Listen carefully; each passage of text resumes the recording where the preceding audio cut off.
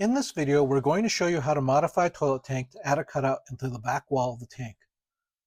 In a previous how-to video, we installed a dual flush style air intake shroud on a Kohler toilet tank that did not have any existing vent cutouts for our exhaust air tubing and button switch cable to exit through.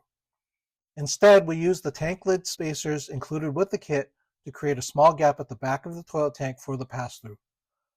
We also had to add some spacers for the dual flush button since the stock button extension rods were not adjustable to make up for the extra gap space. In most cases, this is an acceptable solution since the gap isn't very noticeable when looking down at the toilet cover with its normal height below the waist level. If the side elevation of the toilet is visible when standing at a greater distance from the toilet, the gap becomes more noticeable. For a cleaner look and to eliminate the need for button spacers, the toilet tank needs to be modified with a cutout for pass-through. For a new toilet, a full circular hole can be cut from the back of the tank, which is what we have here. We have a separate video where we show how to do a half circular cutout along the rear lip of an installed toilet tank that you can check out after this one.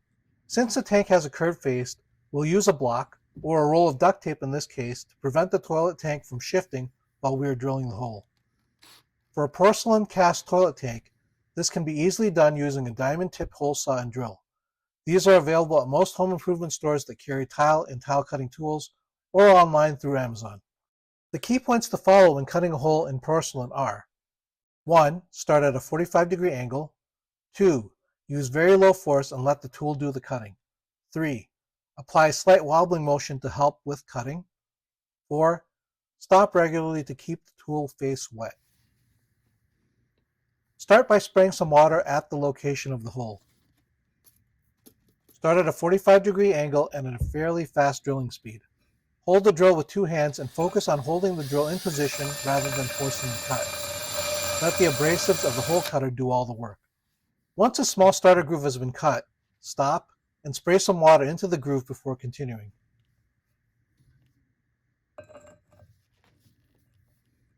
Start to grow the size of the groove as you slowly roll the drill towards vertical.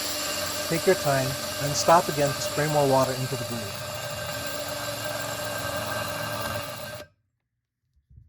Repeat the process a couple of times until you are able to get to a full vertical orientation. Keep focusing on positioning the drill precisely rather than trying to add force to the cut. Let the diamond abrasives do the work.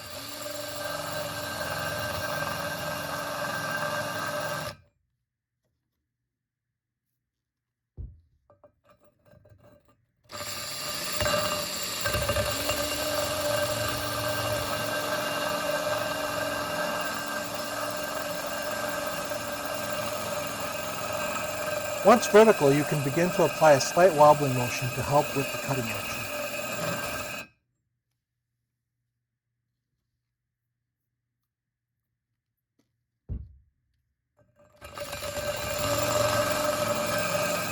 Run for a few seconds, then stop to add more water to the groove. You can apply a little more downward force, but do so gently so that the hole cutter doesn't get overheated and so that you don't break through the other side rather than cutting through.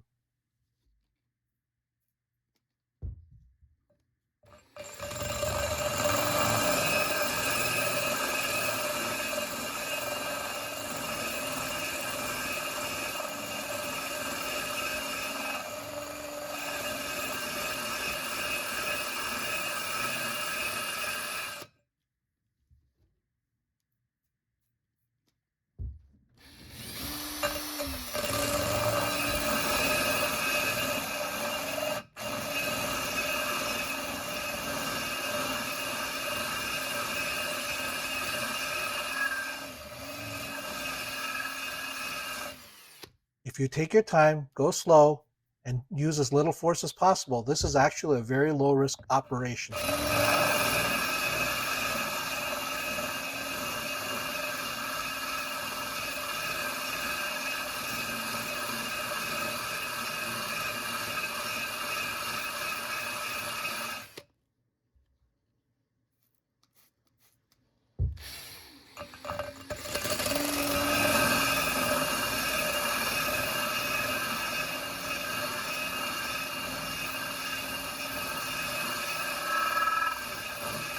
You can see that a small flash of dust has blown through on the back side, so we have broken through partially. Dial back on your downward force and focus on cutting cleanly through the rest of the hole. When you finally do get all the way through, make sure that you are holding position rather than pushing the drill down through the hole. We can take a closer look at the leftover porcelain plug. Be careful since it's probably hot. We can see that there was some breakage on the inside edge as we pushed through, but dialing back the force and really focusing on holding the drill in position for the final moment has kept this to a minimum. Finally, let's clean up the remaining mud and porcelain paste with a little water and paper towel. Be careful with the larger shards, which are going to be as sharp as glass in some cases.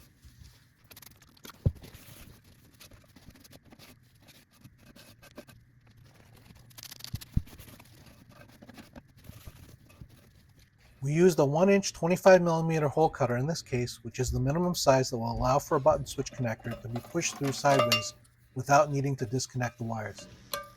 The hole location should be selected so that it's close to the rim of the tank but is clear of any overhang or underside locating features on the tank lid.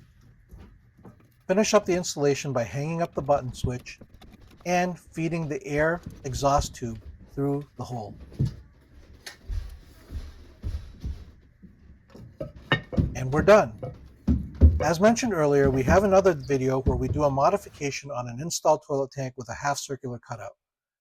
Be sure to look at that one as well in case it turns out to be a better option for your situation. And then check out our other how-to videos in gallery for more information and other install examples to help plan for your own sniffer system installation.